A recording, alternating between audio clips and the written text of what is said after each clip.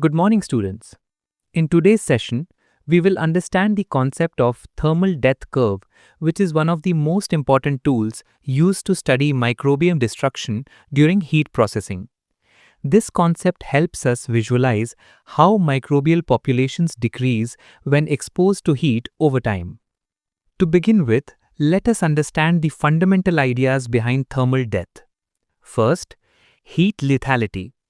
Heat destroys microorganisms by denaturing cellular proteins and inactivating essential enzymes.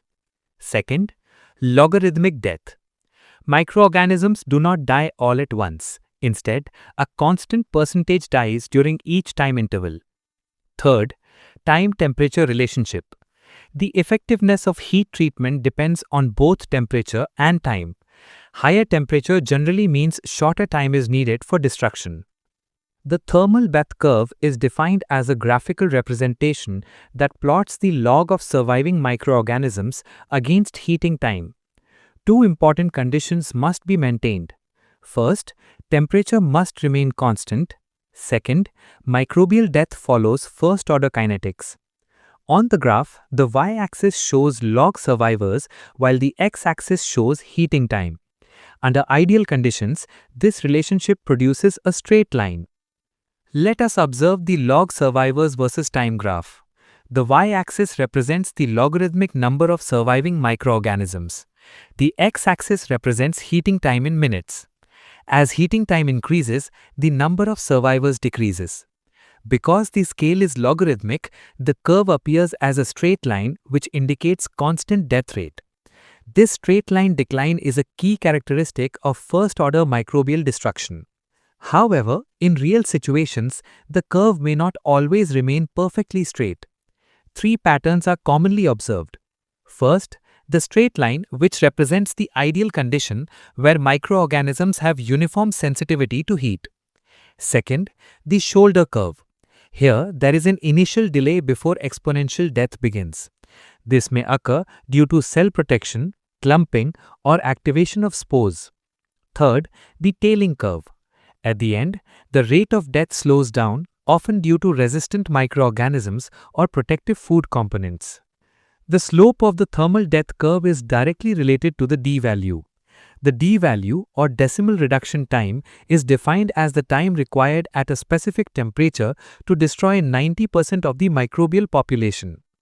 On the graph, a drop of 1 log cycle, for example, from 10 to the power 6 to 10 to the power 5 represents 1 d-value. Mathematically, the slope of the line is slope is equal to -1 upon d. A steeper slope means faster microbial destruction. Microbial reduction can also be expressed using multiple d-values. The total processing time is represented as F is equal to n into d. Here, n represents the number of log reductions. For example, 1D means 90% reduction, 5D means 99.999% reduction, which is typically used in pasteurization safety targets. 12D reduction is the safety concept used in sterilization, especially for spores such as Clostridium botulinum. Let us look at the practical significance of thermal death curves in dairy processing. The target organism for pasteurization is Coxiella burnetii.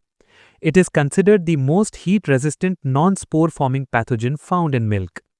The standard HTST process is 72 degrees Celsius for approximately 15 to 16 seconds. This treatment achieves about 5 log reduction of the target organism. The ultimate goal is protecting public health while maintaining milk quality. A graphical example can help us understand this concept. Suppose the microbial population starts at 10 to the power 6 organisms per milliliter. As heating continues, the population decreases in a straight line pattern on the logarithmic graph. If the population drops from 10 to the power 6 to 10 to the power 5 in 2 minutes, the d-value is 2 minutes. This method allows scientists to calculate microbial destruction rates experimentally. Let us summarize the key ideas. The thermal death curve shows the relationship between microbial survival and heating time. D-value represents time required for 90% reduction. Z-value represents temperature change required for 10-fold change in D-value. Different time-temperature combinations can produce the same lethal effect. For example, LTLT pasteurization uses 63 degrees Celsius for 30 minutes, while HTST uses 72 degrees Celsius for 15 seconds. Both achieve safe melt. To conclude, the thermal death curve is an essential concept in dairy microbiology and food safety. It helps us understand how microorganisms respond to heat and how processing conditions can be optimized for safety. Using parameters such as D value, Z value, and time temperature combinations, we can design efficient pasteurization systems. Thank you.